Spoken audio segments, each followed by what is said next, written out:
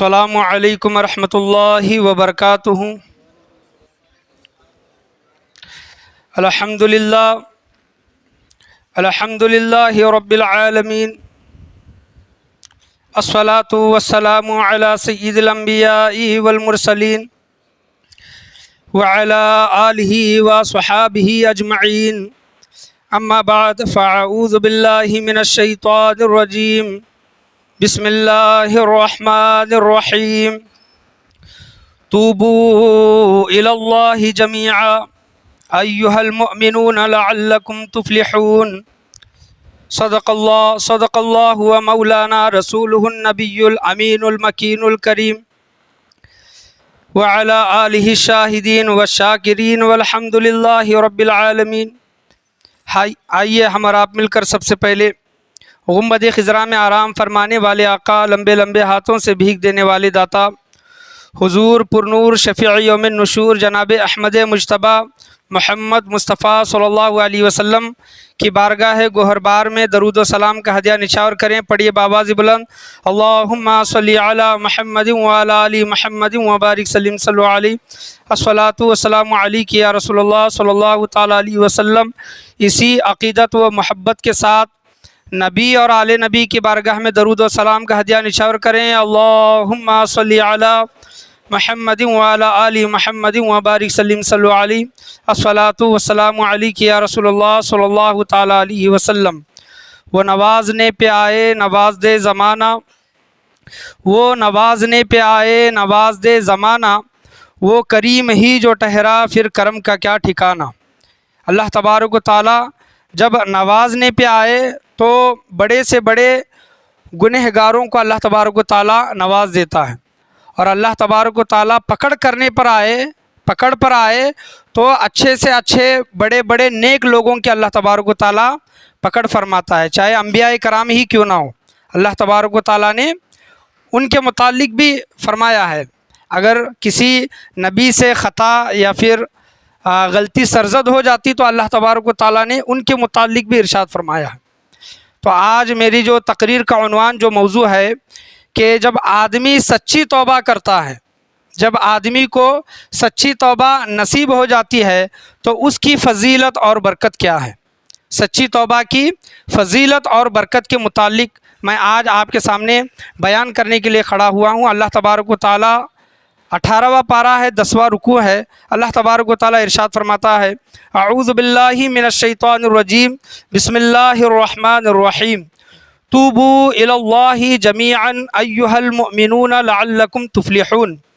ترجمہ ہے کہ اور اللہ کی طرف توبہ کرو اے مسلمانوں۔ توبوا الی اللہ جمیعا ایہا المؤمنون، اور اللہ کی طرف توبہ کرو اے مسلمانوں، سب کے سب اس امید پر کہ تم فلاح پاؤ، سب کے سب اس امید پر اللہ تبارک و تعالیٰ کی بارگاہ میں توبہ کرو، اس امید پر توبہ کرو کہ تم کامیاب ہو جاؤ، تم فلاح پاؤ، اور جب تمہیں پکی اور سچی توبہ نصیب ہو جائے گی تو بے شک تم کامیاب انسان کہلاؤ گے۔ اور سچی توبہ کیا ہوتی ہے، آج اسی موضوع کو لے کر کچھ واقعات، کچھ احادیث کریمہ میں آپ کے سامنے بیان کروں گا کہ توبہ و استغفار کی اہمیت ایک مسلمان کے لیے کتنی اہمیت رکھتی ہے۔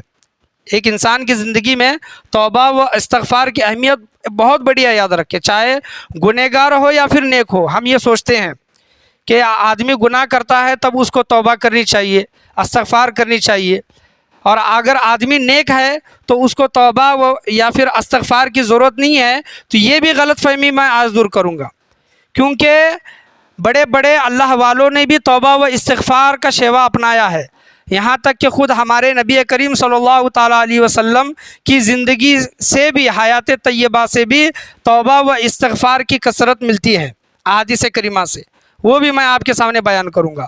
تو یہ پکی اور سچی توبہ یہ نصیب ہونا یہ بہت بڑی بات ہے، یاد رکھیں۔ اور پکی اور سچی توبہ جس کو مل گئی وہ انسان اس دنیا میں بھی کامیاب ہے اور آخرت میں بھی وہ انسان کامیاب ہے۔ کہ توبہ کے متعلق میں آپ کے سامنے کچھ بیان کرنے سے پہلے ایک حدیث میں آپ کے سامنے بیان کرتا ہوں۔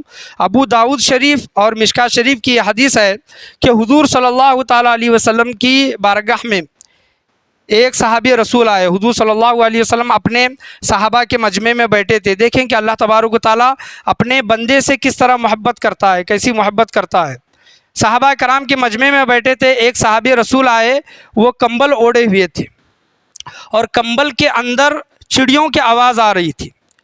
وہ صحابی حضور صلی اللہ علیہ وسلم کے سامنے آ کر بیٹھے تو آپ صلی اللہ علیہ وسلم نے پوچھا کہ کمبل میں کیا ہے؟ تو انہوں نے کمبل جو کھولا تو اس میں چڑیا اور چڑیا کے بچے تھے. وہ صحابی رسول کہنے لگے کہ یا رسول اللہ، میں ایک راستے سے گزر رہا تھا، مجھے چڑیا کے بچے دکھے تو میں نے ان کو اپنے کمبل کے اندر رکھ لیا. اور بچوں کو جب رکھنا ہوا کمبل کے اندر تو اس کی ماں نے دیکھا، بچوں کی ماں نے دیکھا، چڑیا کے بچوں کی ماں نے، کہ جب بچے اس کمبل میں ہیں تو وہ چڑیا میرے سر کے پاس بن بنانے لگی. ہوتا ہے نا، ماں تو ماں ہوتی ہے، چاہے وہ جانور ہو یا پھر انسان ہو. وہ چڑیا اپنے بچوں کو لینے کے لیے بن بنانے لگی. میں نے جب کمبل کھولا تو وہ چڑیا کمبل کے اندر چلی گئی، میں وہ کمبل بند کر دیا اور آپ کے سامنے آ کر بیٹھا ہوں. اور وہ صحابی رسول کہتے ہیں کہ یا رسول اللہ، یہ چڑیا اپنی بچوں سے بے حد محبت کرتی ہے. جب اس کمبل کو صحابی رسول نے جب ہٹایا تو اندر کا معاملہ یہ تھا کہ اس چڑیا نے اپنے تمام بچوں کو اپنے پروں کے اندر لے لیا تھا، پروں کے اندر. صحابہ کرام کو یہ محبت دیکھ کر تعجب لگا، تعجب ہوا کہ ایک جانور، ایک چڑیا، ایک پرندہ اپنے بچوں سے اس طرح محبت کر سکتا ہے. تو حضور صلی اللہ تعالیٰ علیہ وسلم نے صحابہ کرام سے کہا کہ اے میرے صحابہ، یہ چڑیا کا اپنے بچوں سے محبت کرنا، اس طرح محبت کرنا کہ اپنے پروں کے اندر اپنے بچوں کو لے لیا اس چڑیا نے، تمہیں یہ تعجب لگتا ہے. میں اس سے بھی تعجب والی بات تمہارے سامنے کہتا ہوں کہ اللہ تبارک و تعالیٰ اپنے بندے سے اس چڑیا کے بچوں سے بھی زیادہ محبت فرماتا ہے. بندوں سے، چاہے وہ بندہ گنہگار ہو یا پھر نیک ہو، چڑیا جس طرح اپنے بچوں سے محبت کرتی ہے اس سے کئی گنا زیادہ اللہ تبارک و تعالیٰ اپنے بندوں سے محبت فرماتا ہے. اور اللہ تبارک و تعالیٰ تو یہ کہتا ہے کہ اے میرے بندوں، میرے رحمت کا دروازہ، میرے توبہ کا دروازہ تمہارے لیے ہمیشہ کھلا ہے. تم توبہ ہی نہیں کرتے، تم مانگتے ہی نہیں، میری بارگاہ میں آتے ہی نہیں. تو اللہ تبارک و تعالیٰ فرماتا ہے کہ توبہ کرو، ایسی توبہ کرو کہ تم فلاح پا جاؤ. اللہ تبارک و تعالیٰ قرآن مجید فرقان حمید میں فرماتا ہے، اور صحیح مسلم کی حدیث ہے کہ اللہ تبارک و تعالیٰ کا دستے کرم، اللہ تبارک و تعالیٰ کا توبہ کا دروازہ رات میں گناہ کرنے والوں کو، جو رات میں جو گناہ کرتے ہیں، اللہ تبارک و تعالیٰ کا دستے کرم، توبہ کا دروازہ صبح تک ان لوگوں کے لیے کھلا رہتا ہے. اور جو لوگ دن میں گناہ کرتے ہیں، دن کے جو گنہگار ہیں، اللہ تبارک و تعالیٰ فرماتا ہے، حضور صلی اللہ علیہ وسلم احادیث کریمہ میں ارشاد فرماتے ہیں کہ جو دن میں گناہ کرتا ہے، اللہ تبارک و تعالیٰ اپنا دستے کرم، اپنا توبہ کا دروازہ رات تک اس بندے کے لیے کھلا رکھتا ہے. بندہ جب گناہ کرتا ہے تو اس کو فوراً توبہ کر لینی چاہیے. ہونا تو یہ چاہیے کہ گناہ کرے ہی نہیں.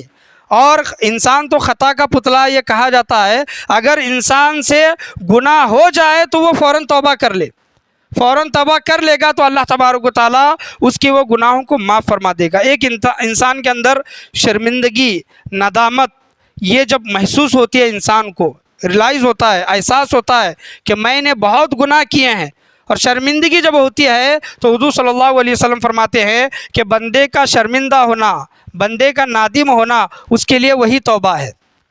بندہ خود کو یہ کہتا ہے نا کہ میں گنہگار ہوں، میں بہت شرمندہ ہوں، میں بہت بڑا گنہگار ہوں. بندے کو جب یہ احساس ہوتا ہے تو وہ اس کی وہی توبہ بن جاتی ہے. حضرت موسیٰ علیہ السلام کا ایک واقعہ میں آپ کے سامنے بیان کروں. یہ چغلی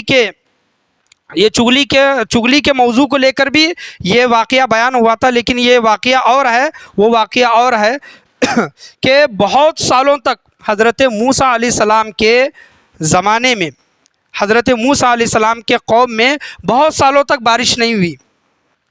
تو بہت سے لوگوں نے حضرت موسیٰ علیہ السلام کی بارگاہ میں التجا کی کہ آپ اللہ کے نبی ہیں، آپ اللہ کے رسول ہیں، لہٰذا ہمارے لیے اللہ کی بارگاہ میں بارش کی دعا کر دے. تو حضرت موسیٰ علیہ السلام تمام اپنی قوم کو لے کر، اپنے لوگوں کو لے کر ایک میدانی علاقے میں گئے، میدان میں گئے، اور وہاں پر نماز استسقاء ادا کی، جو بارش کے لیے جو نماز پڑھی جاتی ہے. نماز استسقا ادا کرنے کے بعد حضرت موسیٰ علیہ السلام اور ان کے جتنے بھی قوم والے تھے ہاتھ اٹھا کر دعا کرنے لگے کہ اے باری تعالیٰ بارش برسا۔ بہت دیر ہوئی، بہت دیر ہونے کے بعد بھی بارش نہیں ہوئی۔ حضرت موسیٰ علیہ السلام اللہ کی بارگاہ میں سوال کرتے ہیں، پوچھتے ہیں کہ اے باری تعالیٰ ہماری دعاؤں کو تو کیوں نہیں قبول فرماتا؟ تو اللہ کی بارگاہ سے آواز آتی ہے، ہاتفی غیب سے آواز آتی ہے کہ اے موسیٰ میں تمہاری دعا، تمہارے لوگوں کی دعا کس طرح قبول فرماؤں کہ تمہاری قوم میں ایک ایسا بندہ بیٹھا ہے، تمہاری مجلس میں ایک ایسا بندہ بیٹھا ہے، غیبت کے چغلی کے متعلق جو واقعہ ہوا تھا وہ اور ہے، وہ چغلی کرنے والا انسان لیکن یہ گنہگار انسان اللہ تبارک و تعالیٰ جس کا ذکر فرماتا ہے حضرت موسیٰ علیہ السلام سے کہ تمہاری مجلس میں ایک ایسا بندہ بیٹھا ہے جس نے لگاتار 40 سال گناہ کیے ہیں، 40 سالوں سے میری نافرمانی کر رہا ہے، وہ بندہ گنہگار ہے۔ اس بندے کی وجہ سے اے موسیٰ میں تمہاری اور تمہاری قوم والوں کی دعا کو قبول نہیں کر رہا، لہٰذا تم اس کو وہاں سے ہٹا دو، اٹھا کر باہر بھیج دو، تب میں تمہاری دعا قبول کروں گا۔ حضرت موسیٰ علیہ السلام اللہ کا پیغام اپنے قوم کو سناتے ہیں اور کہتے ہیں کہ اے میری قوم، اے مجلس والو، تمہارے اندر کوئی ایک انسان ایسا ہے جو لگاتار 40 سالوں سے گناہ کر رہا ہے، لہٰذا اس سے گزارش ہے کہ وہ اس مجلس سے اٹھ کر چلا جائے تاکہ اللہ تبارک و تعالیٰ بارش برسا دے۔ اب بتائیں کہ قوم کے لوگ کتنے ہوں گے؟ آج 4 لوگوں کے اندر ہماری اگر رسوائی ہو گئی تو ہمیں کتنا برا محسوس ہوتا ہے کہ میری کوئی برائی، کوئی عیب لوگوں کے سامنے نہیں آنا چاہیے۔ تو وہ بھی بندہ ویسے ہی تھا، وہ سوچنے لگا کہ میں اتنے لوگوں کے سامنے اٹھ کر اگر جاؤں گا تو تمام لوگوں کو پتہ چل جائے گا کہ 40 سال سے میں گناہ کر رہا ہوں۔ تو اس نے دل ہی دل میں اللہ تبارک و تعالیٰ کی بارگاہ میں رجوع کیا، اور دل ہی دل میں وہ اللہ تبارک و تعالیٰ سے کہنے لگا کہ اے باری تعالیٰ بے شک میں گنہگار ہوں، خطا کار ہوں، تو جاننے والا ہے اور میں جاننے والا ہوں، لیکن اے باری تعالیٰ میں تجھ سے معافی مانگتا ہوں، میں تجھ سے توبہ کرتا ہوں، استغفار کرتا ہوں۔ اے باری تعالیٰ اس مجلس میں ان لوگوں کے سامنے مجھے رسوا نہ کر، مجھے رسوا نہ کر اور مجھے معاف فرما دے، میری توبہ قبول فرما دے۔ تو حضرت موسیٰ علیہ السلام اپنی مجلس والوں کو کہہ رہے ہیں، مجلس والے ایک دوسرے کا منہ دیکھ رہے ہیں کہ کون شخص اٹھتا ہے۔ اتنے میں اللہ تبارک و تعالیٰ بادلوں سے بارش گرا دیتا ہے، سبحان اللہ، بادلوں سے بارش برسنے لگتی ہے۔ قوم والے حضرت موسیٰ علیہ السلام اللہ تبارک و تعالیٰ سے پوچھتے ہیں کہ اے باری تعالیٰ مجلس سے کوئی اٹھا ہی نہیں، مجلس سے کوئی گیا ہی نہیں، تو نے ہماری دعا کس طرح قبول فرمائی، بارش کس طرح کی؟ اللہ تبارک و تعالیٰ فرماتا ہے کہ اے موسیٰ میں جس بندے کا ذکر کر رہا تھا اس بندے نے دل ہی دل میں ندامت ہوئی، شرمندگی ہوئی، اس نے مجھ سے توبہ کی اور میری بارگاہ میں التجا کی، اے موسیٰ میں نے اس بندے کے 40 سال کے گناہوں کو معاف فرما دیا، سبحان اللہ، اس کو معاف فرما دیا اور میں نے بارش برسائی۔ حضرت موسیٰ علیہ السلام کہنے لگے کہ اے باری تعالیٰ اس بندے کو میں بھی دیکھنا چاہتا ہوں۔ اللہ تبارک و تعالیٰ فرماتا ہے کہ اے موسیٰ میں ستار ہوں، کیا ہوں؟ ستار العیوب، یہ اللہ تبارک و تعالیٰ کا ایک لقب ستار بھی ہے۔ ستار کے معنی چھپانے والا، عیوب کے معنی عیب کو چھپانے والا۔ اللہ فرماتا ہے کہ اے موسیٰ میں عیبوں کو چھپانے والا ہوں، میری یہ شان کو یہ زیب نہیں دیتا کہ میں لوگوں کے گناہ تمہارے سامنے بیان کروں، سبحان اللہ، میں لوگوں کے اس بندے کے گناہ میں تمہارے سامنے بیان کروں، کیونکہ میں تو ستار ہوں، میں تو غفار ہوں۔ اس بندے نے معافی مانگ لی ہے، وہ بندہ آج میری بارگاہ میں مقبول ہو گیا ہے، لہٰذا میں یہ نہیں چاہتا کہ وہ گنہگار انسان کون ہے میں تمہیں بتاؤں۔ یہاں پر دیکھیں، یہاں پر سوچیں، غور کریں، یہ آخرت کا معاملہ جو ہوگا وہ ہوگا، لیکن دنیا کا معاملہ آپ دیکھیں کہ ہم اور آپ بخوبی جانتے ہیں، میں خود کو اپنے آپ کو میں بہتر جانتا ہوں، اچھی طرح جانتا ہوں، آپ اپنے آپ کو اچھی طرح بہتر جانتے ہیں کہ کون کتنا نیک ہے، کون کتنا گنہگار ہے، کون کتنا نیک ہے، کون کتنا گنہگار ہے۔ لوگوں میں رہتے ہیں تو کس طرح رہتے ہیں، اکیلے میں رہتے ہیں تو کس طرح رہتے ہیں، تنہائی میں ہمارا معاملہ کیا ہے، لوگوں کے سامنے ہمارا معاملہ کیا ہے۔ ہم لوگوں کے سامنے نیک بنتے ہیں لیکن جب اکیلے رہتے ہیں تو گناہ کرتے ہیں، لیکن وہ رب کریم وہ نوازنے پہ آئے، نواز زمانہ ہمارے گناہوں کو جان کر بھی، اللہ تبارک و تعالیٰ ہمارے گناہ کو جان کر بھی لوگوں کے سامنے ہمارے گناہوں کو چھپائے ہوئے ہیں۔ اس دنیا میں اللہ تبارک و تعالیٰ ہمارے گناہوں کو لوگوں کے سامنے چھپائے ہوئے ہیں، یہ اللہ تبارک و تعالیٰ کی سب سے بڑی شان ہے۔ تو اللہ تبارک و تعالیٰ کی بارگاہ سے یہی امید رکھیں اور یہی دعا کریں کہ اے باری تعالیٰ اس دنیا میں جس طرح تو نے میرے گناہ چھپا کر رکھے ہیں، باری تعالیٰ آخرت میں بھی میرے گناہوں کو اسی طرح چھپا، میرے گناہوں کو اسی طرح چھپا۔ یہ جو کہتے ہیں نا کہ نامہ اعمال جب کھلنے لگے، عیب پوشے خلق ستار خطا کا ساتھ ہو، یہ جو دعا کی جاتی ہے کہ اے باری تعالیٰ قیامت کے دن ہمارے نامہ اعمال جب کھلنے لگے تو عیب پوشے خلق ستار خطا کا ساتھ ہو، یعنی ہمارے گناہ چھپائے، ہمارے گناہ لوگوں کے سامنے ظاہر نہ ہو، تو وہ رب بڑا کریم ہے، بڑا رؤوف الرحیم ہے کہ اللہ تبارک و تعالیٰ بندوں کے گناہوں کو بھی دیکھتا ہے اور بندوں کے گناہوں کو بھی چھپاتا ہے۔ پہلے کا معاملہ ایسا نہیں تھا۔ بنی اسرائیل میں اگر کوئی رات میں گناہ کرتا تھا، یہ بول چکا ہوں میں بہت مرتبہ، اگر کوئی رات میں گناہ کرتا تھا، صبح اس کے دروازے پر لکھ دیا جاتا تھا کہ فلاں انسان نے یہ گناہ کیا ہے۔ یہ ایسا معاملہ تھا۔ یہ امت محمد کا یہ شرف ہے، یہ سعادت ہے کہ اللہ تبارک و تعالیٰ ہمارے اوپر اتنی رحمتیں برکتیں فرمائے ہوئے ہیں۔ تو حضرت موسیٰ علیہ السلام کے قوم میں وہ اس انسان نے سچے دل کے ساتھ توبہ کی تو اللہ تبارک و تعالیٰ نے اس کے گناہوں کو معاف فرمایا۔ توبہ کے متعلق ہی میں کچھ واقعات بیان کروں گا، وہ واقعات نہیں بیان کروں گا جو گزر چکے ہیں، جو ہو چکے ہیں۔ نئے واقعات جو آپ نے نہیں سنے ہیں وہ واقعات میں آپ کے سامنے بیان کروں گا کہ حبیب اعظمی کا ایک واقعہ، یہ خواجہ حسن بصری رضی اللہ تعالیٰ عنہ کے زمانے میں ایک حبیب اعظمی تھے۔ ایک حبیب اعظمی حضور صلی اللہ علیہ وسلم کے زمانے میں بھی تھے۔ انہوں نے یہ کہا تھا کہ اگر آپ اللہ کے سچے نبی ہیں، حبیب اعظمی نے کہا تھا کہ اگر آپ اللہ کے سچے نبی ہیں، چاند کے 2 ٹکڑے کر دیں۔ وہ حبیب اعظمی وہ اور ہیں، لیکن حضرت خواجہ حسن بصری رضی اللہ تعالیٰ عنہ کے زمانے میں ایک حبیب اعظمی تھے، اور جن کا معاملہ یہ تھا کہ وہ 1 نمبر کے سود خور تھے، سود کھاتے تھے۔ اور ان کے متعلق کہا جاتا ہے کہ جب کوئی ان سے سود لیتا تھا، بیاج لیتا تھا، تو وہ بیاج کی قسطیں، بیاج بھرتے بھرتے بھرتے وہ انسان مر جاتا تھا، لیکن اصل نہیں چکا پاتا تھا، اصل نہیں چکا پاتا تھا، ایسا معاملہ تھا۔ اور بخیل بھی تھے، کنجوس بھی تھے۔ ایک مرتبہ کا واقعہ ہے کہ وہ اپنے گھر میں بیٹھے تھے اور کسی فقیر نے دستک دی کہ بابا کچھ کھانے ہو تو دو، تو انہوں نے اس فقیر کو جھڑک دیا۔ لیکن حبیب اعظمی کی عورت نیک تھی، پارسا تھی، ان کو برا لگا اور وہ کیا کرتی، وہ خاموش رہی۔ اور حبیب اعظمی کھانے کے لیے جب بیٹھا، جب دسترخوان اس کے سامنے رکھا گیا اور کھانا جب پیش کیا گیا تو وہ کھانا خون بن گیا۔ کیا ہو گیا؟ وہ خون بن گیا کھانا۔ اور حبیب اعظمی یہ دیکھ کر اس کی دل کی دنیا بدل گئی، اس کا دل دہل اٹھا کہ یہ کیا معاملہ ہوا۔ اور وہ اٹھا اور کسی رہبر کی تلاش میں، کسی پیر کی تلاش میں نکلا کہ میں کسی مرد کامل کے ساتھ جا کر، کسی مرد کامل سے مل کر میں اپنی اصلاح کروں۔ جب وہ راستے سے چلنے لگا حبیب اعظمی، جب راستے سے چلنے لگا، معاملہ یوں ہوا کہ بچے کھیل رہے تھے، اور بچوں نے جب دیکھا کہ حبیب اعظمی آ رہی ہیں تو کسی ایک بچے نے کہا کہ ہٹو ہٹو، سود خور حبیب آ رہا ہے۔ کیا آ رہا ہے؟ سود کھانے والا، سود خور حبیب اعظمی آ رہا ہے، ہٹو ہٹو، کہیں اس کے قدموں کی دھول ہمارے دلوں کو ناپاک نہ کر دے۔ جب بچے کی وہ بات کو سنا حبیب اعظمی نے تو اس کا دل اور دھڑک اٹھا اور تڑپ اٹھا اور دل کی دنیا اس کی بدل گئی۔ وہ چلتا رہا، حضرت خواجہ حسن بصری رحمۃ اللہ علیہ کے بارگاہ میں آیا، اور اتفاق سے حضرت خواجہ حسن بصری رحمۃ اللہ علیہ سود کے ہی متعلق بیان کر رہے تھے۔ جب انہوں نے حضرت خواجہ حسن بصری کا وہ بیان سود کے متعلق سنا تو اس کی پوری دل کی دنیا بدل گئی، اور حضرت خواجہ حسن بصری رحمۃ اللہ علیہ کی بارگاہ میں آ کر اس نے معافی مانگی، اللہ کی بارگاہ میں معافی مانگی، اور کہا کہ آئندہ سے میں سود نہیں کھاؤں گا۔ اور دل میں یہ ارادہ بھی کیا، ارادہ کیا کیا کہ میں نے جن لوگوں کو سود دیا ہے میں ان کی قسطیں بھی معاف کروں گا اور جو اصل ہے وہ بھی معاف کروں گا۔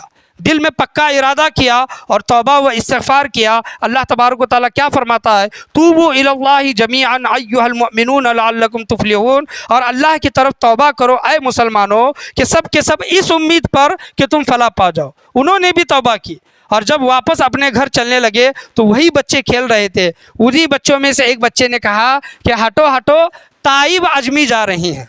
تائب یعنی توبہ کرنے والے، وہ تائب ہوئے ہیں، گناہوں سے تائب ہوئے ہیں، اور اللہ کی بارگاہ میں معافی مانگی ہے، تو اس بچے نے کہا کہ ہٹو ہٹو، طائب عجمی جا رہی ہیں، کہیں ہمارے قدموں کی دھول ان کے دل کو ناپاک نہ کر دے۔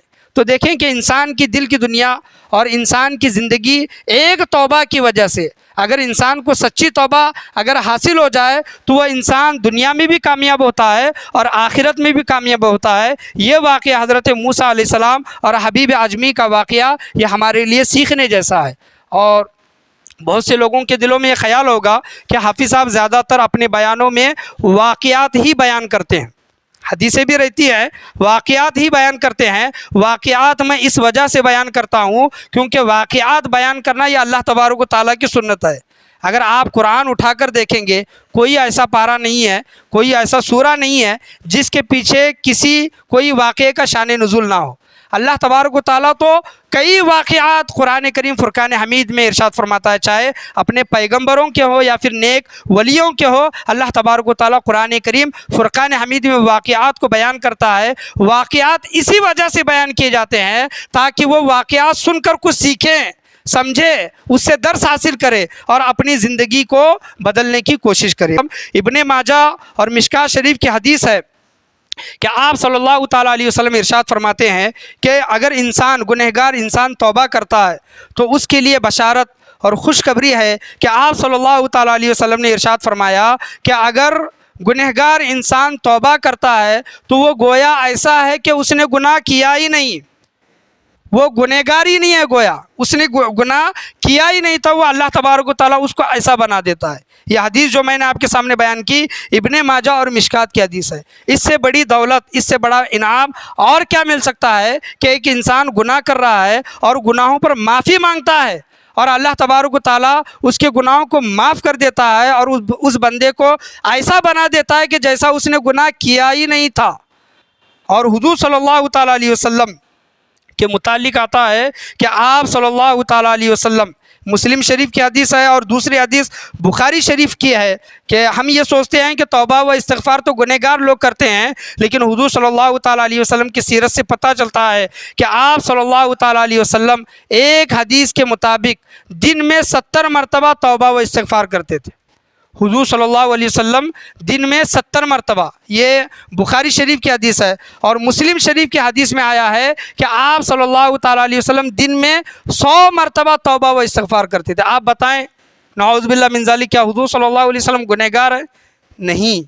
اگر کوئی نیک بندہ اگر توبہ و استغفار کرتا ہے تو اللہ تبارک و تعالیٰ اس کے درجات کو بلند کرتا ہے۔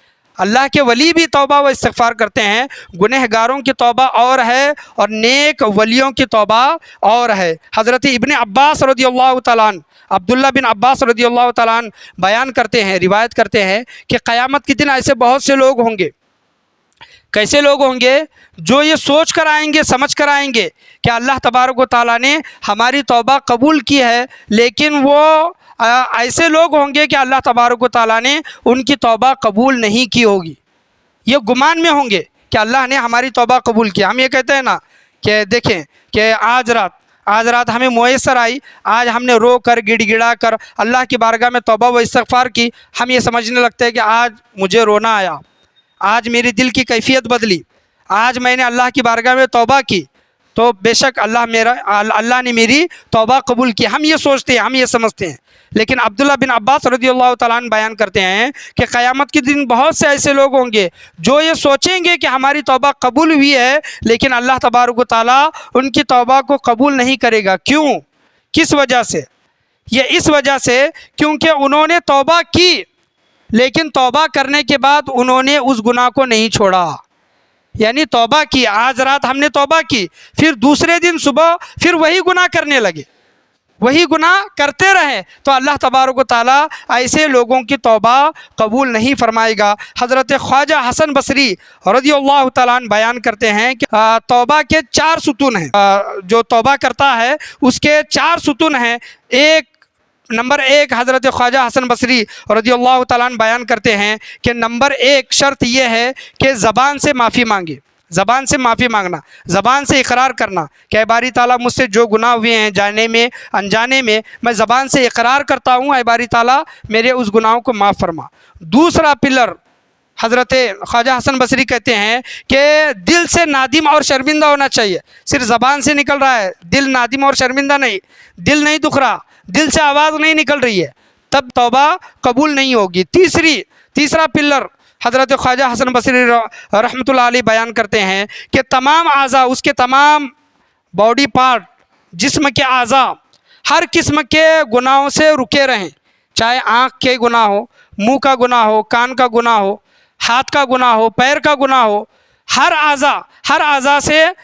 اعضاء اس کے گناہوں سے رکے رہے۔ چوتھی شرط یہ بیان کرتے ہیں کہ یہ نیت رکھنا، توبہ کرتے وقت یہ نیت رکھنا کہ آئندہ سے میں کبھی بھی گناہ نہیں کروں گا، آئندہ سے میں کبھی بھی گناہ نہیں کروں گا۔ مزید فرماتے ہیں کہ سچی توبہ وہی ہے، توبۃ النصوحہ جس کو کہا جاتا ہے، توبۃ النصوحہ وہی ہے کہ گناہوں کے طرف واپس نہ پلٹے، گناہوں کے پاس واپس نہ جائے، تو اس انسان کی سچی و پکی توبہ ہے، اور اللہ تبارک و تعالیٰ ایسے شخص کی توبہ کو قبول فرماتا ہے۔ حضرت کعب بن مالک رضی اللہ تعالیٰ عنہ کا واقعہ یہ بہت ہی پیارا اور بڑا واقعہ ہے، میں آپ کے سامنے بیان کروں کہ حضرت کعب بن مالک رضی اللہ تعالیٰ عنہ یہ بہت بڑے صحابی ہیں، نام آپ نے سنا ہوگا۔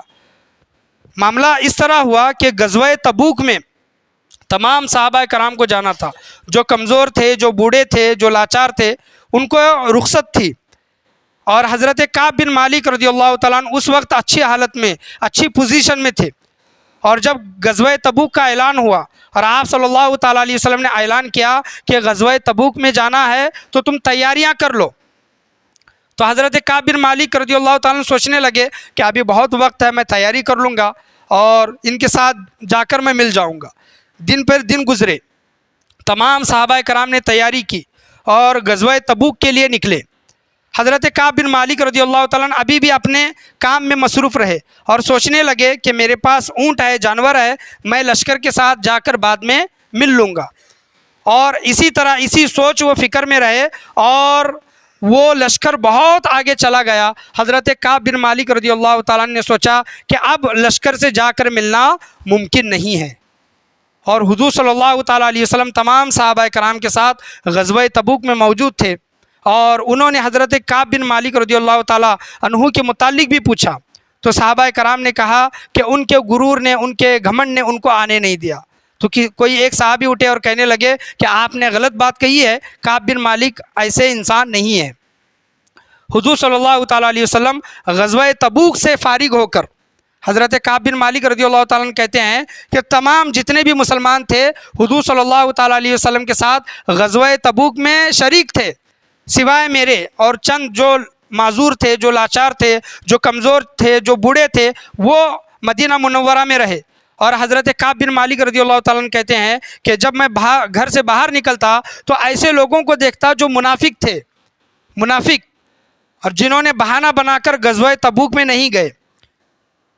تو حضور صلی اللہ تعالیٰ علیہ وسلم جب جنگ سے واپس آئے تو تمام جتنے بھی منافق لوگ تھے، روایتوں میں آیا ہے کہ 80 کے قریب لوگ جنگ میں نہیں گئے، 80 کے قریب۔ اور جب حضور صلی اللہ علیہ وسلم غزوہ تبوک سے واپس آئے، آپ صلی اللہ علیہ وسلم کا معاملہ تھا کہ جب کبھی سفر سے آتے یا پھر غزوے سے آتے تو پہلے مسجد میں جاتے، 2 رکعت نفل نماز ادا کرتے، پھر بعد میں ملاقات کرتے۔ تو جتنے بھی منافق تھے، منافقوں کو پہچانا جا سکتا تھا، منافق تھے، وہ آ کر عذر بیان کرنے لگے کہ میرا بچہ بیمار تھا، بیوی بیمار تھی، یہ معاملہ تھا، وہ معاملہ تھا، اس وجہ سے میں نہیں آیا۔ تو حضور صلی اللہ تعالیٰ علیہ وسلم ظاہر دیکھ کر ان لوگوں کو معاف کر دیا، منافق جو لوگ تھے ان لوگوں کو معاف کر دیا، اور اللہ کی بارگاہ میں دعا بھی کی ظاہراً جو منافق لوگ ہیں۔ تو حضرت کعب بن مالک رضی اللہ تعالیٰ عنہ بھی یہ سوچنے لگے کہ چلو میں بھی کچھ بہانہ بنا لیتا ہوں، اور جب حضور صلی اللہ علیہ وسلم مدینہ منورہ میں جب نہیں آئے تھے تب تک یہ سوچتے رہے میں کوئی بہانہ بنا کر حضور صلی اللہ تعالیٰ علیہ وسلم کی بارگاہ میں عذر پیش کر دوں گا، گھر کے عقل مند لوگوں سے رائے مشورہ لیتے رہے۔ یہ میں حدیث آپ کے سامنے بیان کر رہا ہوں۔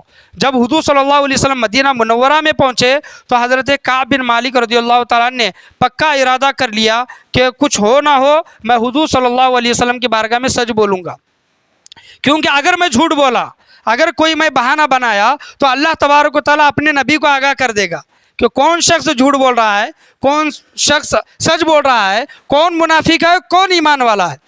حضرت کعب بن مالک رضی اللہ تعالیٰ نے پکا ارادہ کر لیا اور حضور صلی اللہ علیہ وسلم مسجد نبی میں بیٹھے تھے. حضرت کعب بن مالک رضی اللہ تعالیٰ عنہ حضور صلی اللہ علیہ وسلم کی بارگاہ میں آئے. حضرت کعب بن مالک رضی اللہ تعالیٰ عنہ کو دیکھ کر حضور صلی اللہ علیہ وسلم مسکرائے. حضرت کعب بن مالک رضی اللہ تعالیٰ عنہ کہتے ہیں کہ اس مسکراہٹ کے پیچھے حضور صلی اللہ تعالیٰ علیہ وسلم کی ناراضگی تھی کہ کعب بن مالک حیثیت رکھنے کے باوجود، لڑنے یعنی ہٹے کٹے ہونے کے باوجود، جنگ میں آ سکتے تھے، آنے کے باوجود کیوں نہیں آئے؟ ایک ناراضگی تھی. حضرت کعب بن مالک رضی اللہ تعالیٰ عنہ حضور صلی اللہ علیہ وسلم کی بارگاہ میں آئے. حضور صلی اللہ علیہ وسلم نے پوچھا کہ تم غزوہ تبوک میں کیوں نہیں آئے؟ تو حضرت کعب بن مالک رضی اللہ تعالیٰ عنہ نے کہا کہ یا رسول اللہ، میں نے سوچا تھا کہ کوئی بہانہ آپ کے سامنے کر دوں گا. یا پھر حضرت کعب بن مالک رضی اللہ تعالیٰ نے کہا کہ یا رسول اللہ، اگر آپ کی جگہ کوئی ایک دنیا دار انسان ہوتا، کوئی دنیا کا انسان ہوتا، میں اس کے سامنے کوئی بہانہ پیش کر دیتا، اور میں بولنے میں بھی ماہر ہوں. لیکن یا رسول اللہ صلی اللہ علیہ وسلم، غزوہ تبوک میں آنے کی میری کوئی مجبوری نہیں تھی. میری سستی کی وجہ سے، میری کاہلی کی وجہ سے میں غزوہ تبوک میں نہیں آ پایا. تو حضور صلی اللہ تعالیٰ علیہ وسلم نے کہا کہ تم نے سچ کہا، لیکن اللہ تبارک و تعالیٰ کے حکم کا انتظار کرو جب تک اللہ تبارک و تعالیٰ کا حکم نہیں آتا. حضرت کعب بن مالک رضی اللہ تعالیٰ وہاں سے اٹھے. بہت سے صحابہ کرام نے کہا کہ آپ کوئی بہانہ بنا دیتے. تو حضرت کعب بن مالک رضی اللہ تعالیٰ نے کہا کہ میں نے جو کہا ہے کسی اور نے بھی کہا ہے. تو صحابہ کرام نے کہا کہ آپ کے علاوہ دو اور صحابہ ہیں جنہوں نے آ کر حضور صلی اللہ علیہ وسلم کی بارگاہ میں سچ بولا ہے کہ غزوہ تبوک میں کیوں نہیں آئے تھے. تو حضور صلی اللہ تعالیٰ علیہ وسلم نے حضرت کعب بن مالک اور وہ جو دو صحابہ کرام تھے ان کو وہاں سے بھیجا اور یہ کہا کہ ان کے ساتھ کوئی بات چیت نہیں کرے گا. ان کا سوشل بائیکاٹ کیا گیا، ان صحابہ کرام کا سوشل بائیکاٹ کیا گیا جب تک اللہ تبارک و تعالیٰ کی بارگاہ سے کوئی حکم نہیں آتا. حضرت کعب بن مالک رضی اللہ تعالیٰ اپنے گھر میں رہے، وہ دو صحابہ کرام بھی اپنے گھر میں رہے. 40 دن جب گزر گئے، 40 دن گزرنے کے بعد حضور صلی اللہ تعالیٰ علیہ وسلم نے پھر اپنے قاصد کو، ایلچی کو بھیجا ان تینوں صحابہ کرام کے پاس کہ تم اپنی بیویوں سے دور رہو، بیویوں سے دور رہو. دیکھیں کہ صحابہ کرام کی اتباع و پیروی. حضرت کعب بن مالک نے کہا کہ یا رسول اللہ، کیا بیویوں کو طلاق دینا ہے؟ تو حضور صلی اللہ علیہ وسلم نے کہا کہ طلاق نہیں دینا، صرف ان سے دوری بنائے رکھنا ہے. اب دیکھیں کہ پورے مدینہ شہر میں مسلمان بھی ہیں، منافق بھی ہیں، یہودی بھی ہیں، سب ہیں، لیکن کوئی مسلمان ان تینوں صحابہ کرام سے 50 دنوں تک بات نہیں کر رہا، ان سے ملاقات نہیں کر رہا، بات چیت نہیں کر رہا. حضرت کعب بن مالک کہتے ہیں کہ ہماری زمین ہمارے لیے تنگ ہو گئی، ایسا ہو گیا کہ مرنے کے قریب آ گئے. زمین میں وسعت ہونے کے باوجود زمین ہمارے لیے تنگ ہو گئی کیونکہ مسلمان ہم سے بات نہیں کر رہے تھے. حضور صلی اللہ تعالیٰ علیہ وسلم کے کہنے پر جب تک اللہ تبارک و تعالیٰ کو حکم نہیں آتا، تو 40 دن گزرنے کے بعد حضور صلی اللہ علیہ وسلم نے حکم دیا کہ تم اپنی بیویوں سے الگ رہو. ایک غسان کا بادشاہ، رومن ملک کا بادشاہ، اس کے ایک ہیڈ کی طرف سے ایک خط آیا حضرت کعب بن مالک رضی اللہ تعالیٰ عنہ کو، اور اس خط میں لکھا تھا کہ آپ کے نبی نے آپ کے ساتھ یہ معاملہ کیا ہے، نعوذ باللہ من ذالک، زیادتی کی ہے، آپ تو اس قابل نہیں ہیں، لہٰذا آپ ہمارے پاس آئیں، ہم آپ کو اچھی پوسٹ دیں گے. تو حضرت کعب بن مالک رضی اللہ تعالیٰ نے کہا کہ یہ اس سے بڑی آزمائش ہے. یہ کافر بھی مجھے یہ سمجھ رہے ہیں کہ میری حیثیت کچھ نہیں، میری طاقت کچھ نہیں. تو انہوں نے وہ غسان بادشاہ کا خط تندور میں ڈال دیا، جلا دیا. اور 50 دن گزر گئے اور اللہ تبارک و تعالیٰ کا فرمان نازل ہوا کہ اللہ تبارک و تعالیٰ نے ان تینوں صحابہ کرام کی توبہ کو قبول فرمایا. یہ 11ویں پاری کی آیت میں نام ہی سورہ کا سورہ توبہ رکھا گیا ہے، اور حضرت کعب بن مالک رضی اللہ تعالیٰ عنہ کا اس سورہ میں ذکر کیا گیا ہے. تو اس بات سے یہ پتہ چلتا ہے کہ جو کوئی بندہ اللہ کی بارگاہ میں سچے دل کے ساتھ توبہ و استغفار کرتا ہے اور سچ بولتا ہے، بھلے ہی کچھ دن کیوں نہ گزریں، اللہ تبارک و تعالیٰ اس کو آزما کر اللہ تبارک و تعالیٰ اس کی توبہ کو ضرور قبول فرماتا ہے. 2 سے 3 واقعات ہیں بیان کر کے میں اپنی تقریر ختم کروں گا کہ بنی اسرائیل میں ایک شخص تھا، اس کا معاملہ ایسا تھا کہ وہ گناہ کرتا پھر توبہ کرتا، گناہ کرتا پھر توبہ کرتا، جیسا ہمارا حال ہے. ہم گناہ کرتے ہیں، ہر سال گناہ کرتے ہیں، ہر سال توبہ کرتے ہیں، پھر گناہ کرتے ہیں، پھر توبہ کرتے ہیں. اور روایتوں میں آیا ہے کہ اس انسان نے 70 مرتبہ توبہ کی، ایک نہیں دو نہیں 70 مرتبہ. اور ہم 2-4 بار توبہ کر کے ہم کیا سوچتے ہیں کہ ابھی توبہ کا دروازہ ہمارے لیے بند ہو گیا، ابھی توبہ کر کے کچھ فائدہ نہیں ہے ہمارا یہ معاملہ. ہم یہ سوچتے ہیں کہ ہم گناہ بھی کر رہے ہیں توبہ بھی کر رہے ہیں، گناہ بھی کر رہے ہیں توبہ بھی کر رہے ہیں، کیا پتہ اللہ تبارک و تعالیٰ معاف فرما دے یا پھر نہیں کر دے. تو وہ جو شخص تھا اس نے 70 مرتبہ توبہ کی. 70 مرتبہ توبہ کرنے کے بعد اس انسان کو احساس ہوا کہ اب اللہ تبارک و تعالیٰ میری توبہ کو قبول نہیں فرمائے گا. بنی اسرائیل کے ایک نبی سے اللہ تبارک و تعالیٰ نے وحی بھیجی اور اس بندے کے پاس بھیجا. اس بندے سے پوچھو کہ اے بندے تو اللہ تبارک و تعالیٰ کی بارگاہ میں توبہ کیوں نہیں کرتا؟ تو وہ بندہ اس نبی سے، اللہ کے نبی سے کہنے لگا کہ میں اللہ کی بارگاہ میں شرمندہ ہوں اور میں تھک گیا ہوں توبہ کرتے کرتے. اللہ تبارک و تعالیٰ اس نبی پر وحی بھیجتا ہے اور کہتا ہے کہ اے بندے تو توبہ کرتے کرتے تو تھک گیا ہے، لیکن میں تو رب کریم ہوں، میں نہیں تھکا، میں نہیں تھکا. اللہ تبارک و تعالیٰ کی ذات تھکنے سے پاک ہے. یہاں پر میں یہ واقعہ کس وجہ سے بیان کر رہا ہوں کہ 70 نہیں 70,000 مرتبہ اس زندگی کے آخری سانس تک اگر آپ توبہ کرتے رہیں تو یہ امید رکھیں کہ اللہ تبارک و تعالیٰ آپ کی توبہ کو قبول فرمائے گا. مایوسی اللہ تبارک و تعالیٰ کی رحمت سے مایوسی، اللہ تبارک و تعالیٰ سے مایوسی یہ کفر ہے، یاد رکھیں.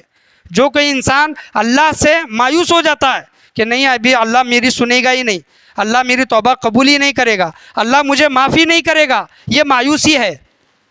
کیا ہے یہ مایوسی ہے. اللہ تبارک و تعالیٰ فرماتا ہے لا تقنطوا من رحمت اللہ، میری رحمت سے مایوس نہ ہونا، یہ اللہ تبارک و تعالیٰ فرماتا ہے. اور علماء کرام بیان کرتے ہیں جو کوئی بندہ اللہ تبارک و تعالیٰ کی رحمت سے مایوس ہوتا ہے تو گویا اس نے کفر کیا. تو زندگی کے آخری سانس تک کبھی بھی اللہ کی رحمت سے مایوس نہ ہو، کتنا ہی بڑا گناہ کیوں نہ ہو، کیسا ہی گناہ کیوں نہ ہو، اللہ تبارک و تعالیٰ کی بارگاہ میں رجوع کریں، توبہ کریں، سچی و پکی توبہ کریں. اللہ تبارک و تعالیٰ بڑے سے بڑا گناہ معاف فرمائے گا. وہ بڑا گناہ جو اللہ نے دنیا میں چھپایا ہے بے شک وہ رب قدیر آخرت میں بھی وہ گناہوں کا اللہ تبارک و تعالیٰ ہمارے چھپائے گا. ایک مرتبہ کا واقعہ ہے کہ ایک اللہ کے ولی، ایک اللہ کے بزرگ، ایک عالم دین جن کا نام میں واقعے کے آخر میں بتاؤں گا، کہ وہ کسی گاؤں میں گئے، رات کا وقت ہوا، آرام کرنے کے لیے کہیں انہیں جگہ نہیں ملی تو انہوں نے سوچا کہ مسجد کو جاؤں، مسجد میں جا کر آرام کروں. جب وہ مسجد میں جانے لگے تو مسجد کا کوئی ایک آدمی تھا، انہیں مسجد میں آنے نہیں دیا کیونکہ وہ ان کو جانتا نہیں تھا، مسجد میں آنے نہیں دیا رات کے وقت. تو انہوں نے سوچا کہ چلو مسجد میں آنے نہیں دے رہے ہیں، مسجد کے سیڑھیوں پر میں آرام کر لیتا ہوں. تو اس مسجد کے انسان نے ان کو سیڑھیوں پر بھی آرام کرنے نہیں دیا، ان کو وہاں سے بھیجنے لگا، بھگانے لگا. تو کوئی ایک انسان وہاں پر کھڑا تھا، اس نے دیکھا کہ مسافر کے ساتھ یا اللہ کے ولی کے ساتھ یہ معاملہ کر رہا ہے. تو وہ انسان اس اللہ کے ولی کے پاس گیا اور کہنے لگا کہ آج کی رات آپ میرے گھر کے مہمان رہیں، آپ میرے گھر میں آرام کریں. تو وہ حضرت ان کے ساتھ چلنے لگے اور جب وہ گھر میں پہنچے اور اس بندے کا معاملہ دیکھا تو وہ بندہ جب کبھی کوئی بھی کام کرتا تو اس کے زبان پر ہمیشہ استغفر اللہ من کل ذنب و اتوب الیہ، استغفر اللہ، توبہ و استغفار اس کی زبان پر ہمیشہ رہتا. تو اس اللہ کے ولی نے اس بندے سے پوچھا کہ تم توبہ و استغفار اپنی زبان پر ہمیشہ جاری و ساری رکھتے ہو، اس کا کچھ تمہیں انعام ملا ہے، اس کا کچھ تمہیں فائدہ ہوا ہے؟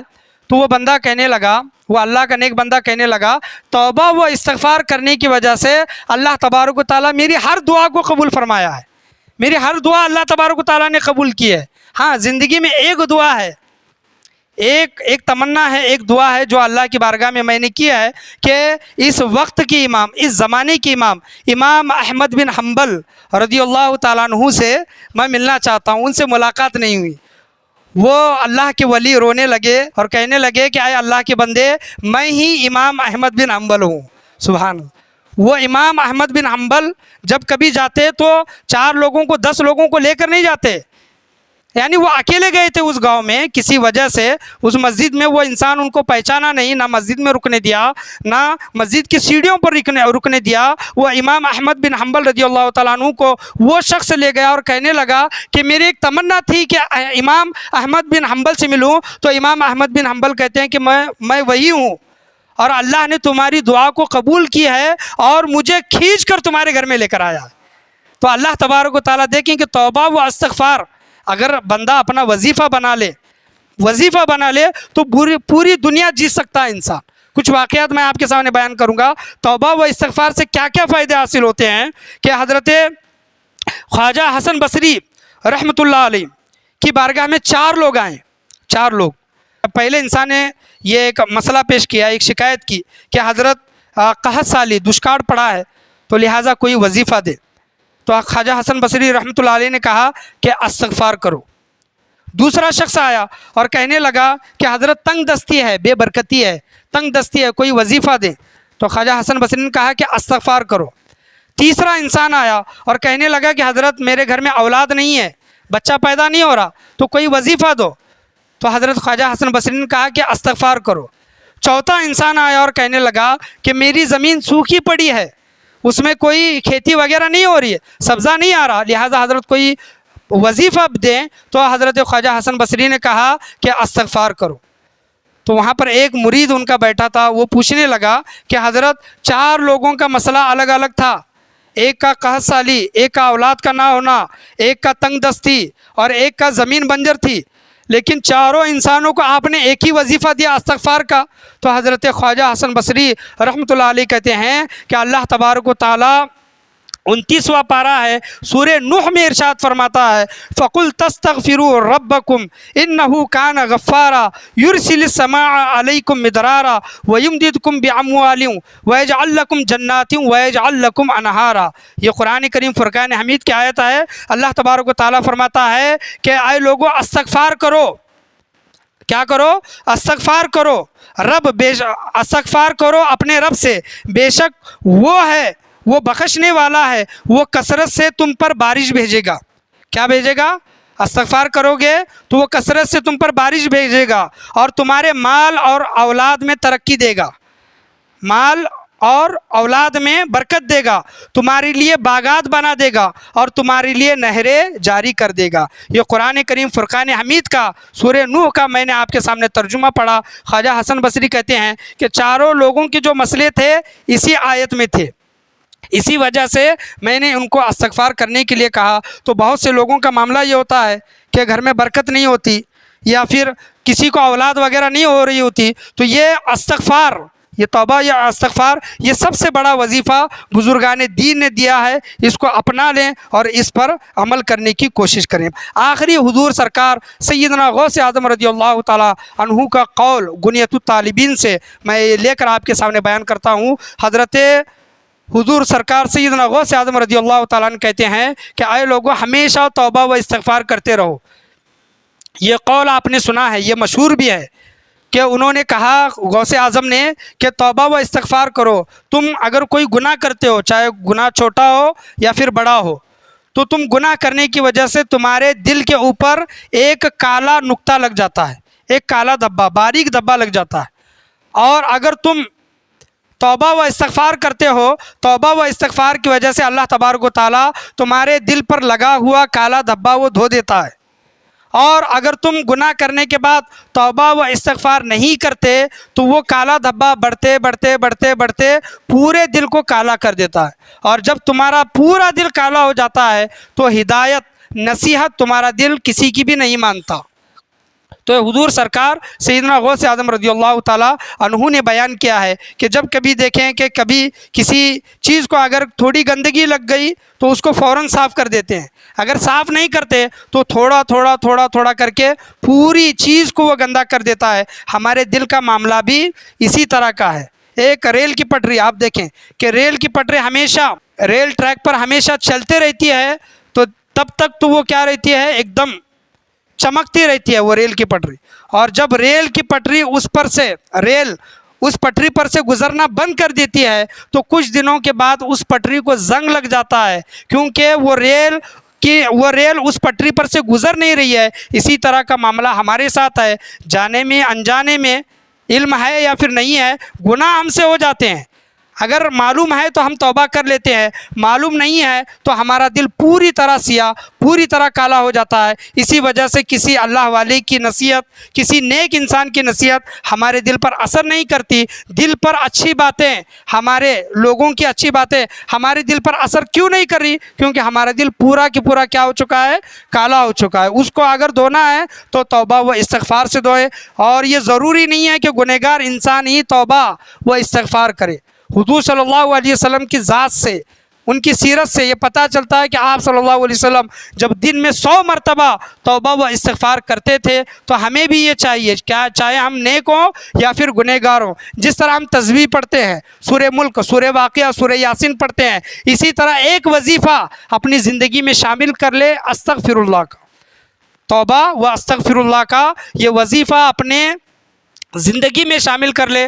قسم سے اللہ تبارک و تعالیٰ کی ذات کی قسم ہے، توبہ و استغفار کا وظیفہ اگر ہم اپنی زندگی میں جاری و ساری رکھیں گے، چاہے کوئی رشتہ نہیں آ رہا ہے، یا پھر کوئی بار بار بیمار پڑ رہا ہے، یا پھر اولاد نہیں ہو رہی ہے، زندگی کا، دنیا کا کوئی مسئلہ کیوں نہ ہو، اگر بندہ توبہ و استغفار کا وظیفہ کرنے لگتا ہے تو اللہ تبارک و تعالیٰ اس وظیفے کی وجہ سے اللہ تبارک و تعالیٰ اس کی دنیا کے تمام معاملات کو، مسائل کو دور فرما دیتا ہے انشاءاللہ عز و جل۔ اس موضوع کو لے کر آنے والے جمعہ میں اور کچھ واقعات ہیں، احادیث کریمہ ہیں، بیان کرنے کی کوشش کی جائے گی۔ سید الاستغفار یہ جو کہتے ہیں، یہ کیا ہے اور اس کی فضیلت کیا ہے، انشاءاللہ عز و جل آنے والے جمعہ میں بیان کرنے کی کوشش کروں گا۔ اللہ کی بارگاہ میں یہی دعا ہے، اللہ تبارک و تعالی ہم تمام لوگوں کو بولنے سننے سے زیادہ اس پر عمل کرنے کی توفیق عطا فرمائے، ہم تمام لوگوں کو پکی و سچی توبہ کی سعادت اللہ تبارک و تعالی نصیب عطا فرمائے۔ آج کے بیان میں، آج کے درس میں،